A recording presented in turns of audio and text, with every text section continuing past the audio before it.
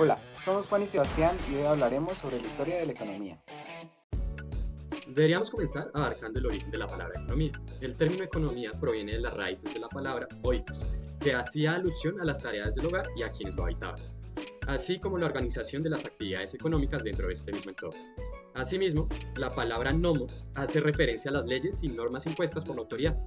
Fue Marshall quien hacia finales del siglo XI le dio el nombre o el origen a la palabra economía. Ya que sabemos de dónde proviene la palabra economía, deberíamos empezar a hablar de su historia.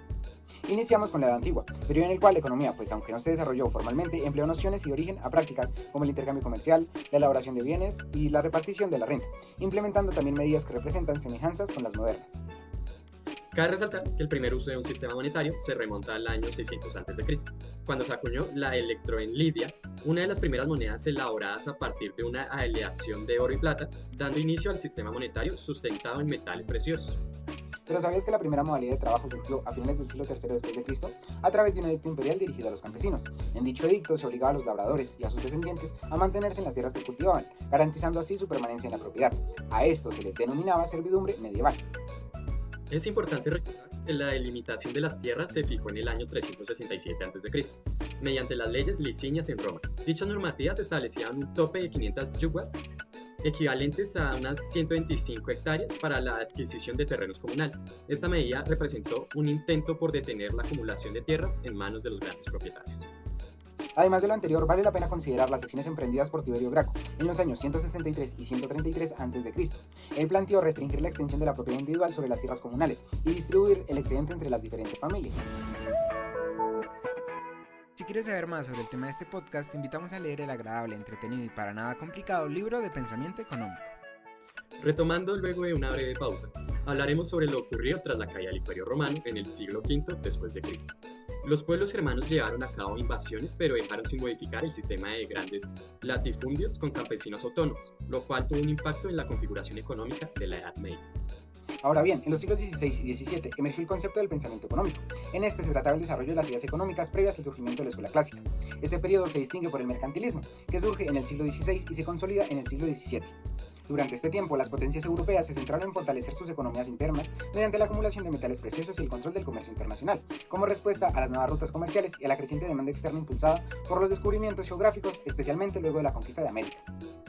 Este periodo preclásico es clave para comprender la transición hacia la economía clásica, siendo el mercantilismo una etapa fundamental en la historia del pensamiento económico, puesto que tuvo un impacto en el capitalismo moderno al regular el comercio exterior con el fin de reforzar el desarrollo nacional.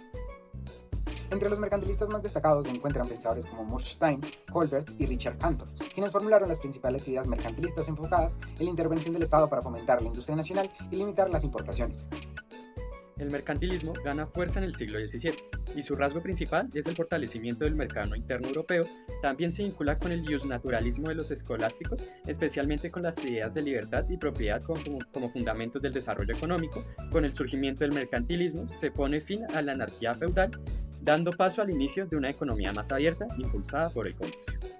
Teniendo en cuenta lo anterior, hablaremos sobre los neoclásicos y los neoricardianos, quienes abordaron el desarrollo de dos corrientes económicas posteriores a la clásica, surgidas como respuesta a los desafíos y críticas planteadas a la economía clásica, formulada por autores como Adam Smith y David Ricardo. ¿Sabías que no hay nada como poder continuar escuchando un podcast tan interesante que posiblemente no cumpla con los límites de tiempo que una linda, hermosa y radiante profe de economía estableció para el trabajo de sus estudiantes? Paga YouTube Premium para poder seguir escuchando este tipo de podcast sin interrupciones. Volviendo a este corte comercial, procederemos a recordar algunos de los autores importantes, como lo fueron Platón, el cual nació alrededor del año 428 a.C., en el seno de una familia influyente aristocrática. Su origen noble le permitió recibir una educación completa, orientada hacia una futura carrera política. Su contribución hacia la economía fue el análisis de la relación entre la economía y la política, defendiendo la idea de un Estado regulador que controlara el mercado y la circulación de bienes. También reconoció la relevancia de la división del trabajo y consideró que la economía debería ser supervisada por el Estado para poder garantizar el equilibrio social. El siguiente autor importante es Santo Tomás. Él fue un sacerdote y teólogo de la orden dominicana del catolicismo romano. Es reconocido como uno de los más destacados filósofos de la tradición escolástica, la cual es un movimiento teórico que prevaleció durante gran parte de la Edad Media. Sus aportes a la economía incluyen el argumento de que, aunque la ley natural disponga de que toda propiedad es común, la propiedad privada es un complemento que beneficia a la humanidad al incentivar el trabajo y la producción. Incorporó principios éticos en el análisis económico, defendiendo que la producción y el intercambio pueden ser justos y deben estar alineados con la moral cristiana. Él reforzó la teoría aristotélica del valor, distinguiendo entre el valor de uso y el valor de cambio, e introdujo el concepto de necesidad a la teoría de los precios. Su pensamiento se acercó a la teoría del precio justo y el precio de mercado, además de creer que el Estado debía regular la distribución de la propiedad privada, reconociendo que las necesidades varían entre distintos estratos sociales. Siguiendo con esta cronología de la economía, abordaremos el siglo XVIII, periodo en el cual tuvo lugar la Revolución Industrial, un proceso que permitió a Inglaterra transformar su economía, pasando de una economía agrícola tradicional a convertirse en una industrial, caracterizada por la producción mecanizada de bienes a gran escala. Este proceso trajo consigo cambios significativos en la sociedad y en las instituciones. La economía clásica se considera el punto de maduración del pensamiento económico, donde se sistematizaron las ideas de los mercantilistas y los fisiócratas, e incluso se introdujeron conceptos matemáticos de la economía. Los economistas clásicos defendieron una mínima intervención estatal en la economía, sosteniendo que el libre mercado y la competencia eran suficientes para asegurar el bienestar social. Algunos de los autores más relevantes durante este periodo de tiempo fueron, inicialmente, Adam Smith. Él fue un filósofo moral y economista escocés, nacido en Kirkcaldy en 1723 y fallecido en Edimburgo en 1790. Fue un defensor del liberalismo económico y de la filosofía del sentimiento moral, y es considerado como uno de los pioneros de la política económica clásica. Él es reconocido como el padre de la economía moderna, debido a su enfoque en el libre mercado y la noción de la mano invisible, que plantea que la búsqueda del interés propio puede beneficiar a la sociedad. Introdujo conceptos clave como la división del trabajo. Él creía en un orden natural de la economía y abogaba por la mínima intervención estatal, argumentando que la competencia y el comercio libre conducen al bienestar general. También recordaremos a William Petty, el cual fue un filósofo, médico, economista y estadístico inglés que realizó aportes a su país, destacándose entre los primeros en vincular la demografía, la economía y la salud pública. Nació en una familia bastante modesta. Una serie de sucesos fortuitos hizo que quien fuera un hijo de un sencillo tejedor se convirtiera en un adinerado y respetado científico terrateniente. Fue considerado un precursor del pensamiento económico clásico debido a su enfoque en la mediación de la riqueza y la economía política. Introdujo conceptos sobre la relación entre la producción y la población y defendió la relevancia de la economía como ciencia, así como la necesidad de utilizar datos cuantitativos para el análisis económico. Ahora hablemos sobre los mercados imperfectos, keynesianismo y economía en desarrollo, abarcando a ciertos autores, tales como, primero, Alexander Hamilton. Él, en 1791, presentó su report on the Subjects of Manufacturing, proponiendo políticas de aranceles y subsidios para fomentar la industria en Estados Unidos, en oposición al libre mercado defendido por Adam Smith. Ahora bien, Friedrich, en el año 1841, publica Sistema Nacional de Economía Política, argumentando que el libre comercio puede perjudicar las economías en desarrollo y abogando por la protección de la industria local. Otro autor importante es Piero Raff. Él en 1996 inició su trabajo sobre competencia imperfecta, analizando el fraccionamiento de los mercados.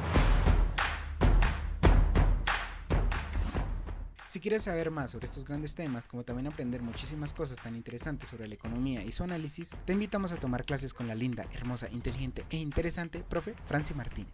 Siguiendo con el siglo XIX y XX, surge el desarrollo de la escuela neoclásica. A finales del siglo XIX, esta escuela cobró fuerza con economistas como William S. Gibbons, Karl Melcher y Leon Warburg. Estos pensadores introdujeron la teoría de la utilidad marginal, que redefinió el valor de los bienes según la utilidad que ofrecieran, en lugar de basarse en el trabajo necesario para su producción. Alfred Marshall siguió ampliando las ideas neoclásicas y en 1890 publicó Principios de la Economía, donde estableció conceptos fundamentales como la elasticidad de la demanda y las curvas de oferta y demanda. Esta obra se convirtió en una de las más influyentes dentro de la teoría económica moderna. A mediados del siglo XX emergieron los neoricardianos, quienes retomaron y reformularon las ideas de David Ricardo. Uno de los principales exponentes de esta corriente fue Piero Raff, quien en 1960 publicó su influyente obra, Producción de las mercancías por medio de las mercancías. Por otra parte, Rafa cuestionó la teoría marginalista propuesta por los neoclásicos y planteó una visión centrada en la teoría del valor del trabajo, donde los precios y la distribución del excedente dependían de las dinámicas entre clases sociales. En las últimas décadas del siglo XX, las ideas neoricardianas continuaron teniendo impacto en el análisis económico, especialmente en discusiones sobre la distribución de la riqueza, la desigualdad y la organización de la producción. La teoría de Rafa y de otros pensadores neoricardianos como Joan Robinson ofrecieron una crítica contundente a los fundamentos del pensamiento neoclásico, predominante en el entorno académico. Los neoclásicos centraron su enfoque en un análisis individual y subjetivo del valor, mientras que los neoricardianos buscaron profundizar el enfoque clásico a través de una crítica del marginalismo y un retorno a la teoría del valor-trabajo. Las contribuciones de ambas corrientes siguen teniendo relevancia en la economía contemporánea, particularmente en los debates sobre el papel de la producción y la determinación de los precios. En este punto, es fundamental recordar que durante esta etapa, los pensadores que más contribuyeron en el desarrollo económico fueron Alfred Marshall, Jenofonte, Aristóteles, Platón y Santo Tomás de Aquino. Comenzaremos con Jenofonte, el cual fue un escritor e historiador griego, representante del estilo ático junto a Tucídides y conocido como la abeja ática, por la elegancia y la suavidad de su estilo. Al igual que Isócrates, buscó orientar a través de su obra tanto la confusión política como la crisis personal que vivió tras la derrota de Atenas en la guerra del Peloponeso. No obstante, Jenofonte no fue tanto un escritor de discursos como un hombre práctico, que plasmó su experiencia directa en sus escritos y ensayos. Entre sus contribuciones a la economía se encuentra su obra Economía o sobre la administración del hogar, un tratado centrado en la gestión del patrimonio familiar, en el que introduce las ideas que más adelante influirían en la teoría de la subjetividad del valor, proponiendo que el valor de un bien depende de la utilidad que tiene para quien lo utilice. El siguiente pensador destacado es Aristóteles, considerado el filósofo griego que más contribuciones hizo al campo económico y cuya visión se aproxima notablemente a lo que hoy se reconoce como la ciencia económica. Fue discípulo de Platón y mentor de Alejandro Magno. Originario de la ciudad de Estagira, en Macedonia, Aristóteles es reconocido como una de las figuras más influyentes en la tradición filosófica occidental. Entre sus principales ideas económicas se encuentra su defensa de la propiedad privada. Sostenía que la posesión individual era un componente fundamental en la organización económica, ya que incentivaba la responsabilidad y el buen uso de los recursos. A diferencia de Platón, quien consideraba el comercio como una actividad poco productiva, Aristóteles le daba mayor relevancia al consumo, entendiendo que el intercambio debería estar al servicio de las necesidades colectivas. Estableció una diferencia fundamental entre el valor del uso, es decir, la utilidad que ofrece un bien, y el valor de cambio, que corresponde al valor que se le asigna en el mercado. Esta distinción fue clave para sentar las bases del análisis económico en épocas posteriores. Si te interesa escuchar sobre los fallos de mercado y cómo nos afectan a largo plazo, escucha sobre esto y más en el próximo capítulo de tu podcast favorito, llamado Si la economía estuviera casada con el derecho. Ahora pasamos a hablar del socialismo, el cual tomó fuerza hacia finales del siglo XIX. Esta corriente surge como respuesta crítica a las desigualdades económicas y sociales que se agudizaron con el desarrollo del capitalismo, particularmente durante el periodo de la Revolución Industrial. Hubieron pensadores que en Europa promovieron el ideal de la igualdad social como Thomas More, Saint-Simon, Charles Fourier y Robert Owen. Y en América Latina, figuras como Simón Bolívar que también impulsaron ideas de igualdad en sus propuestas políticas. Ahora nos enfocaremos en el socialismo utópico y el socialismo científico. Fue Louis Blanc quien acuñó el término socialismo utópico en 1839, haciendo referencia a pensadores que, según Marx y Engels, aunque tenían buenas intenciones, eran ingenuos al pensar que los ideales socialistas podrían alcanzarse de forma pacífica y gradual. Por su parte, Marx y Engels se identificaron como representantes del socialismo científico, sosteniendo que las transformaciones sociales solo eran posibles a través de la confrontación entre clases sociales, y en última instancia, mediante procesos revolucionarios que consideraban como parte inevitable del desarrollo histórico. Vale la pena destacar que el surgimiento del socialismo fue una respuesta directa a las desigualdades generadas por el capitalismo, en el que los frutos de la revolución industrial quedaban concentrados a manos de una reducida élite empresarial, mientras que la clase obrera enfrentaba condiciones de vida precarias.